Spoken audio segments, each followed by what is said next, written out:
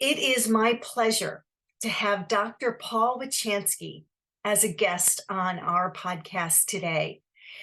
Dr. Paul is a leading motivational speaker and author who has written a book that describes the ways that we can each rise above adversity, harness our untapped potential, and become the epic version of ourselves. His recent best-selling book is called Yes, I Can: Lessons Learned from a Life Less Ordinary. Dr. Paul hosts presentations where he shares the positive perspectives and realities of growing up with cerebral palsy and hearing loss. His captivating stories touch on a variety of themes that collectively describe the triumph of the human spirit. His audiences have included over 1 million youth, parents, and educators nationwide, and foreign exchange students from 20 countries. If you see his big smile on the screen, then it's no accident. Dr. Paul is the quintessential positive optimist. He lives each day of his life with a positive attitude and gratitude that encourages others to realize their goals and dreams. I'm looking forward to this interview, to introducing you to Dr. Paul and to letting him share some of the lessons he's learned in his life. So I invite you to sit back and listen in as Dr. Paul shares his story. Hello, Paul. Good morning and welcome. Welcome to It Just Takes One. Thank you, Kelly. It's a pleasure to be here. I'm so excited to be here with you. Well, I've been looking forward to this since the first time that we met. I always, through the process of writing the book and going through that whole thing of getting the book done, I'm always thinking about this moment here where we get to the point where we can actually sit down and talk about what happened and share it with our listeners. So I hope you're looking forward to that as well. Yes, I am, because the hard part of the journey is done. But there's another segment, marketing. That's a whole different ball game in itself. It really, really is. We'll talk about that as we get into the book. But speaking of the book, I want to actually begin this discussion by opening to chapter 1. And I want to lead off with the first couple sentences of the book, because I think it sets up why you wrote the book, who you are, and I think it's a great place for us to start as we begin our conversation. So, listeners, please enjoy the first couple sentences of Paul's book, which is called Yes, I Can: Lessons Learned from a Life Less Ordinary. And this is chapter 1. I was born with cerebral palsy and have a hearing loss. Some people, given these challenges, may conclude they were robbed of a chance to lead a normal life. But this statement raises the question, what is normal? I love that beginning, Paul, for so many reasons. And I think it's a great sort of board to jump off of, because it is so true that we don't really know what the word normal even means. And certainly your life has been anything but normal. So tell me a little bit about why you chose to start the book that way, and sort of what you think of when you think of the question of what is normal.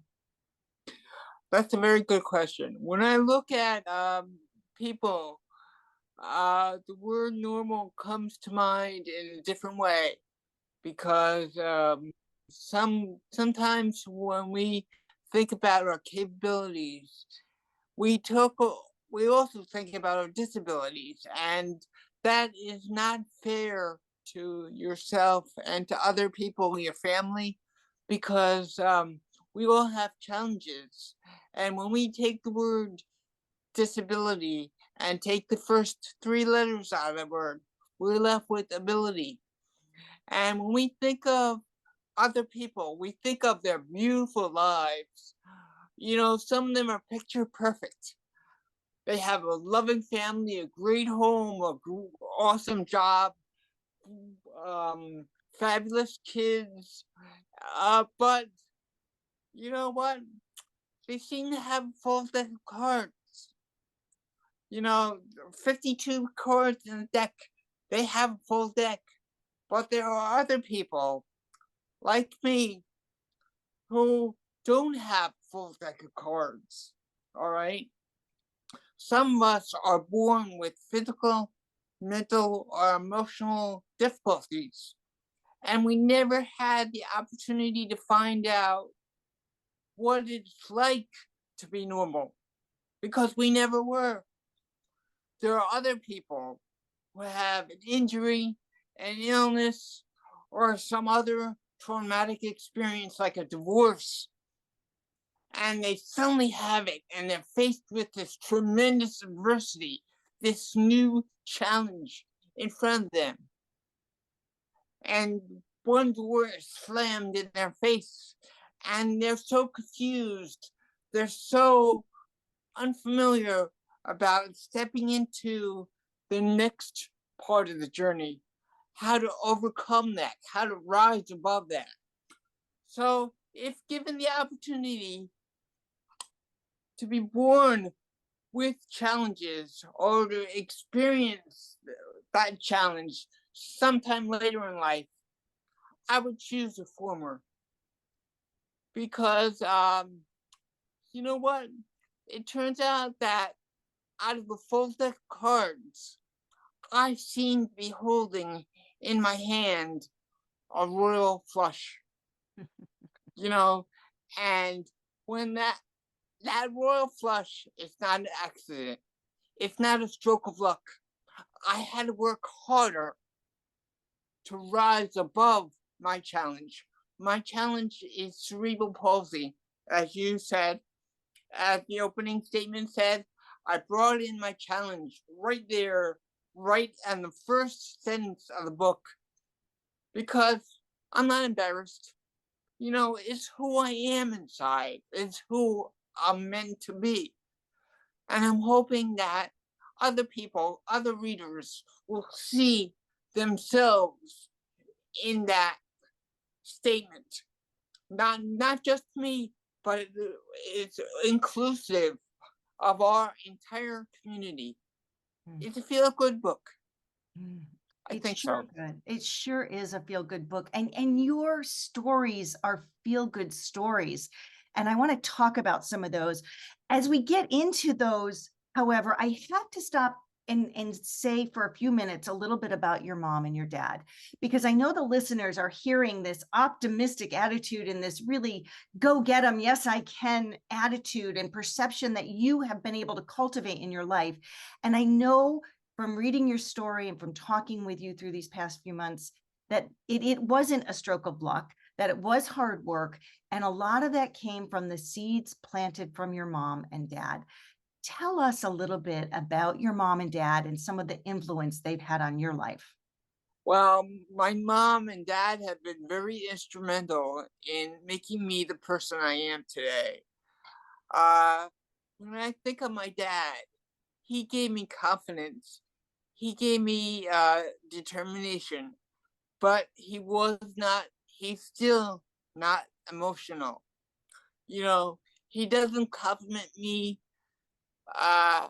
He compliments me rarely, but when he does, he always adds, now go to your next goal. He wants me to be unsatisfied with my current achievement.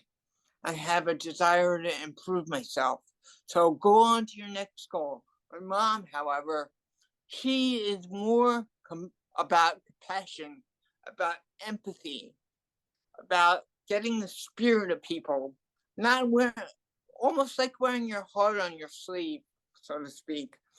And she encouraged me to think about other people and their attitude. Don't make them frown, make them smile, make them feel good about themselves. Because when you spread that optimism, the whole world is smiling, and that optimism is what attracts others to you. If you frown, you scare everybody away. You don't want to do that. So you want to smile and have that positive attitude, because when you have that attitude, the sky is not even the limit. Yes. You could accomplish any challenge. Right. You could accomplish any goal and overcome any challenge with that smile and that positive attitude. Wow. And that's what my parents instilled in me. That's the first and most important principle to improve yourself, is to have a positive attitude and think positive. Because negative attitude, your dreams just disappear. And Right. it's so much more difficult to get there with a positive attitude. So don't let your attitude become your biggest disability. There you go. Powerful statement right there. You know, as you're talking about the smile, I have to think about, immediately think about the beautiful picture of your mom and her smile. What a beautiful woman she was. And also thinking about the love letter that you left for her at the end of the book. Tell us why you left the love letter for her in here. Well, at her funeral, she passed away about 4 years ago, but she is still alive today because she got me started to speak in front of audiences when I was 10 years old. It was her way of giving me confidence without telling me, without bashing me on the head, you need more confidence, you know? So she invited me to start speaking. And I never stopped. And she planted that seed, like you said. And she had multiple sclerosis for about 30 years, but it never had her. That's an important concept to remember. We may have a disability, but the disability does not need to have us. It's in our attitude. And I feel that the love letter helps make her memory eternal, everlasting, to other readers who may not have known my mom. But when they read it, they realize there's an emotional bond between mother and son, between mother and sister, between mother and father, her husband. And they were married 51 glorious years. And it was a loving marriage. Communication, compromise, and just openness. Beautiful. Through raising a family. Really. And I'm so proud to have her as mom. Mm-hmm. Mm-hmm. Well, I can imagine, and I'm sure she's smiling down at you as you're continuing on this path that she started for you when you were 10 years old. There's so much more to say about that. I do also want to say, because your book is full of so many great stories, there are also many beautiful stories about you and your father. One of them stands out to me as we're speaking right now, and it was the moment, as you said, your father has always encouraged you to not be satisfied with here, but always be looking for how can you improve. And there was a moment, you tell the story of when you were in the supermarket and you fell. You were young, right? And your father's response to you was something that really is an attitude that you have continued from that point. Would you like to share that story? Certainly. When I was about 5 years old, I was starting to learn to walk. And we were in the supermarket. My parents and my grandmother were with us. And I fell down. I was wearing braces at the time, leg braces to help me walk. And I fell down because I was not used to them. And I would say, Mom, Dad, please help me up, And my mom, my grandmother were about to bend over and help me up. But my father had a different idea. He goes, no, Mom, no, Barb. That was her name, no, Barbara. No, Mom, let Paul do it himself. So that, I wasn't aware of what was going on. I was frustrated, and I screamed out, "I can't!" My father must have been expecting those words because he had an idea. He says, "Paul, how do you spell the word can't?" And I said, "Oh, that's easy. We learned that in school. CAN''T. Well, I want you to grab the T and rip out that word. You're left with can. Yes, I can." And he put so much energy and so much emotion into those words. And I knew that had to become the title of the book, Yes, I Can. And he encouraged me to go to a shelf and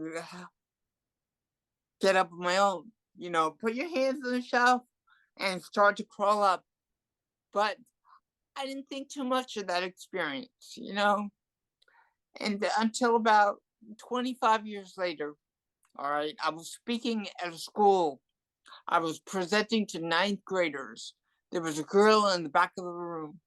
She had her head down for that whole hour. She wasn't even looking at me. I thought she was playing Game Boy or something. Why isn't she looking up at me? Until the end of the program, all the students left except her. She finally looks up at me, walks a little unsteadily towards me, and says, "Paul, I also have cerebral palsy." I smiled at her and I said, "But it doesn't need to have you." And she never thought of her disability that way. I mean, and we have the same disability, the same level of severity. Why are our personalities so different? And then it was reminded of my thoughts zoomed back to time when I was 5 years old, and my dad refused to help me in the supermarket. I can't speak for her family, the student's family, all those years later. But what I think happened is that her parents must have lifted her up just when she asked. But 3 years later, I'm still in touch with the student through the principal.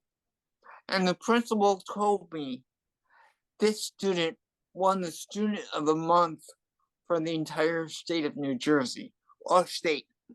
Something happened in that classroom when I presented the assembly 3 years earlier. I think I gave her confidence to not let her disability define her. We cannot do that. We cannot let our challenges define us. They are part of us. We should not try to hide them. That's not fair to us and not fair to others. We have to embrace them.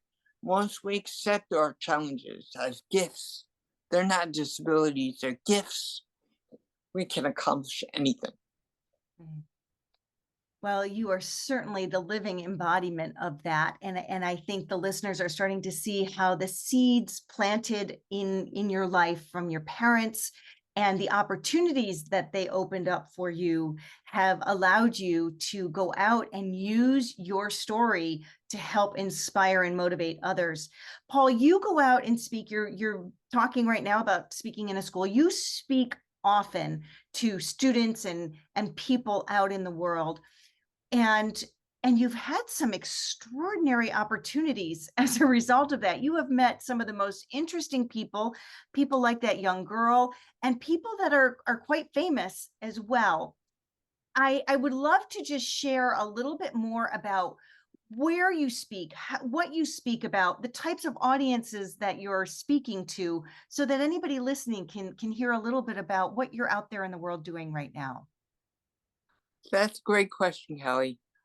I speak to mostly kids and teens, children and teens, because their minds are still developing about the world. And when they see somebody who walks into a classroom or auditorium and he wobbles up on stage, and he cannot hear well, and they think they're soon laughing. They're soon laughing with me, because I take the focus off of what I can do, and I put it on what I can do. And some of these audiences become so emotional. They walk up to me crying. They're obviously crying. Their tears are coming down their face, and they want to hug. And when I hug them, they lose it. They bawl uncontrollably because they are so happy at that moment. And it's a moment I want them to remember for the rest of their lives. They're not excited about me. That's not the reason why I'm speaking there. They're excited about themselves, and they're more educated about the differences we all share. And when we become educated, that releases fear. We're no longer uncomfortable around people who are different. They may have different culture, heritage, geopolitical affiliation, and even disability. But we are all one community. This is our only home. And I speak to all kinds of people. Sometimes it's college students who are going to become teachers or doctors. Sometimes it's medical school. And that's an interesting audience, because, they want to pass along hope and compassion to their patients. Because some other time, and many years down the road, they're going to be a patient themselves.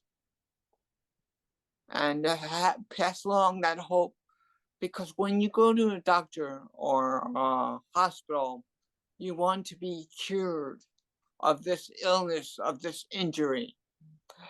And you want the most positive outlook that you could have. Sometimes it takes courage to face what can be a devastating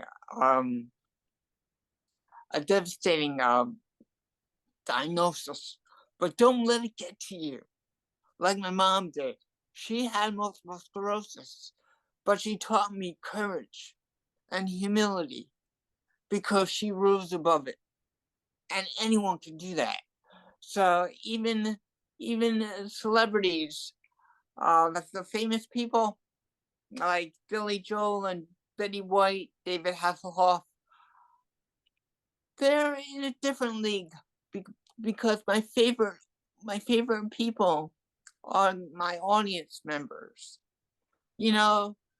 Because I shine the spotlight on them and make them feel like the heroes we all know they can become. Really beautiful, really beautiful. I'm reminded of a story that you shared, You're because I'm crying. thinking of you being on stage, and I'm thinking, how often you're on the stage and speaking to these different audiences. And you tell a story one time, Paul, where we often say when you go on stage, break a leg. You literally broke a leg on stage. Can you share that story? Because I want people to understand how passionate you are about your work and what you're doing. All right, that's that's an interesting experience, Kelly. I was speaking at a school, elementary school, kindergarten, first and second graders, 400 students, 800 eyes were on me, with staff in the gym. I'm walking around with the microphone in hand, a wireless microphone, and it was a brand new sound system in the school. The staff did not know how to use it. So while I was walking around talking, the students were so captivated and engaged. But what the staff did was made them volume too loud. And when they did that, you heard a piercing squeal from the speakers right above you, 100 decibels. It's like a jet engine from flying overhead. It's enough to startle anyone. All my students jumped. They covered their ears. They were sitting down. I jumped too. Unfortunately, I was walking at that exact moment. I jumped. I could not recover. All right, I stumbled. I fell down into the gym floor. And I broke my femur, the hardest bone in the human body. But I did not end the assembly. I couldn't stand up. The pain was excruciating, but I had a job to do. So I put on a weak smile and continued the program sitting down like nothing happened. Because I didn't want to be for second graders, first graders, the little guys. And they're so impressionable. They hold on to every cue from their parents, from their people they meet. I didn't want to leave an assembly like that. But I broke my leg. The school went into lockdown for 10 minutes when the ambulance came. The nurse came over, said, you know, Paul, can you walk? Can you get up? Something seems to be wrong. And I said, I can't get up. Just call an ambulance. So I was rushed to emergency surgery the next day, and they reattached my leg. There was nothing holding it up besides muscle. There was no bone. It was a clean break. And my friend said, there has to be a better way to get a standing ovation. You broke a leg. I mean, getting a standing ovation, there's got to be a better way. And I spent the next 6 months learning how to walk again. I was crying the first night. After my visitors left, I felt alone. Normally, I'm helping my mom. She was alive at the time. I'm helping her with her medication, with her meals, and she's in bed all the time. So we're watching TV, we're watching the Golden Girls. And this time I felt helpless. And it got to me. For the first time in my life, I felt helpless. I didn't know what to do. I didn't know if I could walk again. And then my friend Clarence visited me in the hospital the next morning. I didn't know who he was. We texted each other, but I never seen him until that morning. And he walked into my hospital room and sat down next to my bed and shared with me his story. And it was one of the most powerful stories I have ever heard of human tenacity. What happened was Clarence was a basketball star in college, and he was helping somebody on the New Jersey Turnpike one night. And he was hit from behind by a one-ton box truck traveling at 68 miles an hour. It hurled him 24 feet into the air. He hit the top of a turnpike lamppost, dropped down to earth, presumed dead. The other drivers chased after the trucker. Eventually, they caught him. Clarence was rushed to the hospital, given last rites, resuscitated twice. The third time was successful. And he spent the next 2 years recovering and learning how to walk, learning how to eat, learning how to use his hands again. He hit with a broken rib, broken shoulder, broken back, broken leg, broken femur, but not a broken spirit. And Clarence walked into my hospital room without a walker, without even a cane, and sat down to me, next to me, and shared with me his story. And when I heard it, it was like he lit a fire under me, just like I did many years ago with that girl in the classroom. he lit a fire under me, said, I only have a broken femur. I can do this. Before you leave Clarence, I would love to get a photo with you. I'll be honored to put it on my iPad on the screenshot. But I have a broken femur. It was very difficult for me to stand up at that moment, but I was determined to do so. The inner determination was so strong, and it was like fire under me. And our picture graces my iPod, and it has done ever since that injury. Amazing. Amazing. Absolutely.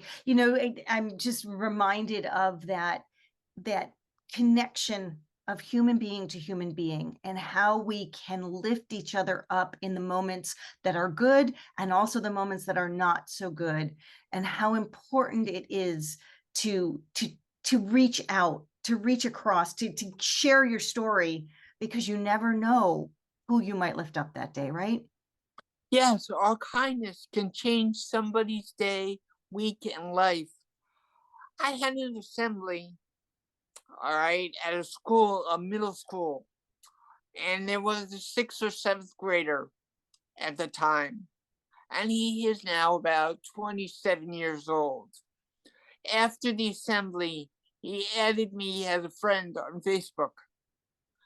Did not comment any post, did not like any picture, but he read every single post over the years. And he messaged me last year and said that I saved his life. What could be more important than that?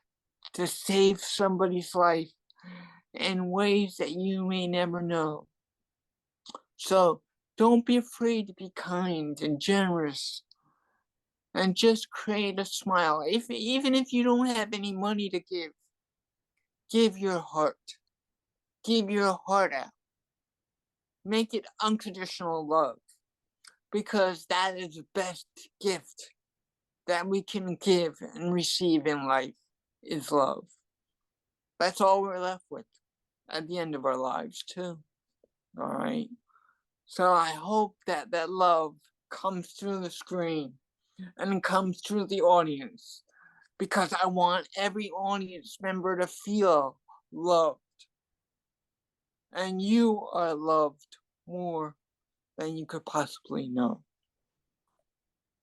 So beautiful. I think you can absolutely feel that. You can feel your heart as you're speaking, and just that love coming through you. And it's such a powerful message, and you deliver it so well. Like you said, you're a storyteller, not just a motivational speaker, but you really have a beautiful gift of being able to tell a story.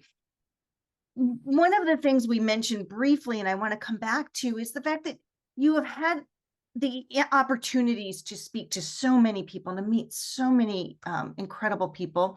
We briefly mentioned a couple of more famous people that you've met, Betty White and David Hasselhoff, who we'll come back to in a minute. But there's also Billy Joel. And I want to mention him for a moment, because you have a special bond with him. And I'd like to share a little bit about that, because it goes to your message that you're giving about love here. I guess that bond has to do with a song that he wrote many years ago, Just the Way You Are.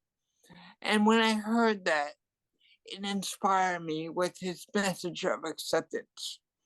No matter what our challenges are, no matter how we present ourselves to the world, we are loved, and we must accept ourselves the way we are inside. Not only spouses, as the song was intentionally written, but a mother loving a child, an uncle loving a nephew, a family member loving a friend, a childhood 5th grader loving a potential 6th grader, and when I had the chance to meet Billy a few times and thank him for his inspiration. And and I made him laugh too. And that was Billy is really a cool guy, and he's really a prodigy. He's like an extraordinary guy who does an extraordinary thing, like all of us do. And he shares the gift of music with the world. And for those lucky people, he shares the gift of friendship. All right, I might not know him as a friend, but if he saw me in a restaurant, he would come right over during dessert and introduce himself and say hello. Hmm. Hmm. Yeah, that message of just the way you are. And then he also shares the gift with you of the words, right? Because that is your website. That is my website, justthewayouare.com. And I designed my website myself with the help of my cousin and my uncle. And I have pictures of Billy Joel and Elton John on the website too. And the website is really a description of my programs. It has my TED Talk for people that are not confident, that just feel like they need a little motivation. They could watch my TED Talk. I have like podcasts like this one on my website. And I also have descriptions from emails from students and teachers and principals who emailed me in the past after my program. And the emails say a lot about bullying and anti-bullying and make people feel confident and giving them courage to triumph over their challenges. Because we can't let our attitudes become our biggest disability. I said that before. That's right. That's exactly right. And soon, if not already, you also have your book on your website. So let's talk a little bit about your book. Yes, I Can. And as we talk about this is actually not technically your first publication, correct? You actually have another little story about another book that you were published in. Yes, about 18 years ago, I wrote a thank you note. Well, let me go back to the time when I was 10, 11 years old and was watching a TV show, Knight Rider. And this was the 80s of a crime-fighting car, a team, a crime-fighting indestructible car together with a former policeman. And they were a team. That team inspired me every week with the Knight Rider slogan. Do you remember what that slogan is? I don't. All I can think of is the car with the lights going on and him talking. That slogan inspired me. One man can make a difference. It was 6 words. And I wanted to bring that slogan to life in the best way that I knew how. So that was the time that I started speaking at schools. I would present assemblies to students about my abilities, not my disabilities. And 18 years ago, I wrote a thank you note to David. I didn't expect him to respond, but he did more than I ever dreamed possible. David wrote back to me and he asked me, Paul, I was so inspired by your thank you note. I'd like to share it with other readers. My book is coming out about my life, my autobiography, and it's called Don't Hassle the Huff. And my letter is the only letter that closes the book. It's in the back of the book. The only letter from fan. And that was an honor. And my dad was so proud. My mom was so proud of that. And I was proud of that too. But when the letter was published, David also included my email address in the book. And I'm starting to get emails from Germany and Austria. They think that I'm the contact for David. And it was hilarious. I loved it. But you know what? I loved making them smile. I said, I'm not the contact. I'm a simple fan like you. And I'm Funny. so honored that David offered me to share my letter in his book, that he sent me an email 18 years ago, and I put it on my book, from David Hasselhoff right here. So Yeah. on the back of my book, one man can make a difference. One man, one woman can make a difference. So don't believe that this challenge is a death sentence. It's not. It's an opportunity to learn and to grow from your challenge and to rise above it and give you confidence to achieve, to learn, to succeed. Everyone can do that because everyone has different challenges in one way or another. That's what Knight Rider taught me. Yeah.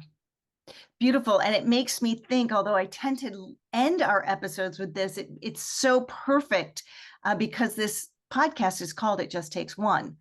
And when I came up with that idea, it was that message that you just shared there, that it just takes one person in one moment. It's such a small number. It's such a small drop that can change everything. So I'm just curious, just from your perspective, Paul, what does It Just Takes One mean to you? It's a power one. When we think of one person can change the world in some ways. Like, for example, my maternal grandfather, in the 1960s, he owned a restaurant in downtown Baltimore, and he was arrested a few times for serving African Americans in his restaurant. My grandfather believed in equality and had the courage to stand up. Even when he looked around, nobody was standing up with him. But he felt it was the right thing to do, to have overcome prejudice, overcome discrimination for different types of people. Because we are all the same. We are all one community. And I'm proud to have some of that DNA in my blood. That's why my mom and I watched the 2007 movie Hairspray about 120 times in the musical. She loves musicals. And the movie reminded her of her father because it takes place in Baltimore, and to overcome racism and discrimination. And the movie was so inspiring. I reached out to the songwriter, Mark Shaman, and he wrote, we're Facebook friends because I'm friends with his childhood friends here in New Jersey. And he grew up in New Jersey. And, to have some of my grandfather's DNA makes me proud. I mean, he's no longer alive, but he's alive in spirit. Mm-hmm. And alive in you. He sees life through my eyes, just like my mom does. And she's dancing up there with him right now, I'm sure. I'm sure as well. And like you said, one person really can change the world, and beautiful message for all of us. So Paul, you have this book, you have a beautiful message out there that you're sharing and presenting. If somebody's listening and they'd like to get the book, or they'd like to learn more about how they might connect with you, what are the best ways for them to do that? All right. The best way is through my website, justthewayouare.com. And the book, if you would like to buy it, it's available on Amazon. And it's something that Scriptor has never seen before. I like to give you, Kelly, the pleasure of sharing that with our audience today. Well, thank you so much. Just actually before we got on and started recording, Paul and I were commenting that his book, as we sit here today in mid-November, is still number 1, 2, and 3 on Amazon, and they have been there for several weeks now. For us to have all three of your books, the ebook, the paperback, and the hardcover in the 1, 2, and 3 positions was notorious in itself. But the fact that they are still there this many weeks later is a record for us at Scriptor. So thank you for sharing that success with us. Thank you. It's been a pleasure. I'm sure my mom had a hand in making sure I got in touch with Scriptor, and you got in touch with me, and together we used our strengths to produce this book. I couldn't have done it without you and Greg. Well, absolutely, absolutely our pleasure, Paul. And it is only the beginning. I know it's only the beginning. Yeah. I'd like to finish our conversation, though. I started it with the first sentence of the book, and I'd like to finish it with not the final sentence of the book, because you have the love letter to your mom after this and also the acknowledgments, but this is the last sentence of the content of the book, or the last paragraph actually, that I'd like to share, because I think it does wrap up what we've been talking about today. And you write this: I have shared these insights from my life to help readers, young and old, shine a beam of light onto the darkened path upon which so many others find themselves. For shining your light is spreading your love. Share your heart and your world for others to emulate, not only for yourself, but for everyone in your community. We are simply perfection in an imperfect world. That's very true. And I feel my late mom was helping me write that. I like to share one story about why the inspiration behind this book was to my late mom. Great. Dad and I were cleaning out her our house of her belongings, her jewelry, her clothes, and we came across a journal in her handwriting going back to the time I was born. We never knew she kept a journal, and we were incredulous. I mean, this treasured gift she left for us.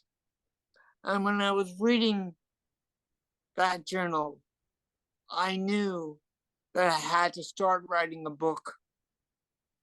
And I weaved some of her loving thoughts, some of her frustrations into the narrative. So it's like a complete picture of my childhood that would have been lost to time. I was too young to think like that, but my mom had the foresight to write it down. And we found it. And it's such a treasured gift for us. And to have, yes, I can, even the title, the cover, you see the N-O and the apostrophe T behind the exclamation point. No, I can't can always be transformed to yes, I can. It's up to us. It's always up to us. And when we think about ourselves, when we think about our reason for existing, the reason why we have our challenges, the reason why we are the way we are today, we don't need to be that way forever. We can learn, we can grow, we can achieve, and we have to believe, yes, I can. Couldn't say it any more beautifully myself.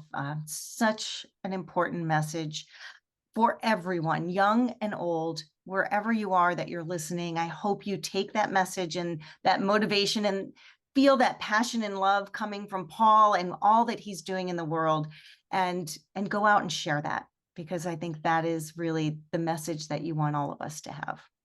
Everyone is a winner. Nobody is a loser. You may come in second place, but it gives you an opportunity to respect the people who come in first place and try it next time. Mm-hmm. Absolutely right. Paul, it has been a pleasure talking with you today. It's been a pleasure working with you. I know this is only the beginning of a relationship as we continue to market your book and get more of your message out there. But I just want to say thank you. Thank you for everything that you're doing every day to inspire all of us. Thank you for your book. Thank you for being part of the Scriptor family and allowing us to help you bring this forward. And I wish you the best of luck with everything from here. Thank you. Thank you. I wish Scriptor the best, and I'm so excited and privileged and honored that we found each other. Same here. Same here. All right, Paul, we'll be in touch again soon, and you have a good rest of your day. All right. Is that a warning? That's a warning and No, a gift. no. I want to get you smiling. That's exactly right. Thank you so much, Paul. We'll Okay. talk soon. All right. Take care. And so we come to an end of another wonderful conversation with one of our authors. Dr. Paul is such an inspiration. As I've been working with him and just feeling the positive energy that he always exudes, I have often thought about the times in our lives when all of us get down, when no, I can't is the dominant theme or thought going through our mind. Those times when we're challenged and we just can't seem to find the light at the end of the tunnel. I hope that the next time you have one of those moments, you will remember Dr. Paul. The inspiration that he lives every single day is something that all of us can strive for, aspire to, and certainly follow. His message that no, I can't can become yes, I can anytime we choose it to be is so powerful. It doesn't come about by luck. We aren't born into that positive mindset. It is something that we work on. It is something that we practice. It is something that happens and grows over time. But when you can look at the example of somebody like Dr. Paul, you know what happens when you create a positive mindset in your life. It changes everything. It opens doors that would never have been opened otherwise.